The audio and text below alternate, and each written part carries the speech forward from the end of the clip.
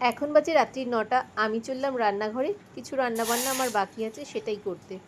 তোমাদের দাদাভাই যখন সকালে অফিসে বেরোচ্ছিল তখন বলে গেছিল, যা গরম পড়েছে, এই প্রচণ্ড গরমে আজকে রাত্রিবেলা জল ঢালা ভাত খাবে।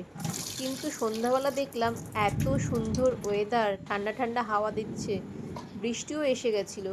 তোমাদের দাদাভাই অফিস থেকে চলে এসেছে, কিন্তু বলেছে যেহেতু জল ঢালা ভাত খাবে, আমি ভাতের মধ্যে জল আগেই দুপুরবেলা ঢেলে রেখেছিলাম। তাই এই খাওয়ার জন্য কি কি আয়োজন করলাম দেখো। মা পাশের ঘরে বোনের সঙ্গে ফোনে কথা বলছে, জিজ্ঞাসা করছে ওদের ওখানে বৃষ্টি হচ্ছে কিনা।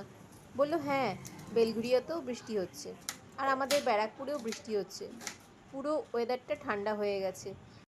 গরমকালে যদি বৃষ্টিরানির দেখা মাঝে মধ্যে পাওয়া যায় তাহলে সত্যি মন প্রাণ দুটোই ভরে যায়। উফ, আজকে বাইরের ওয়েদারটা পুরো ঠান্ডা ঠান্ডা হয়ে গেছে। বাইরে কি জোরে জোরে বিদ্যুৎ চমকাচ্ছে, বাবারে বাবা!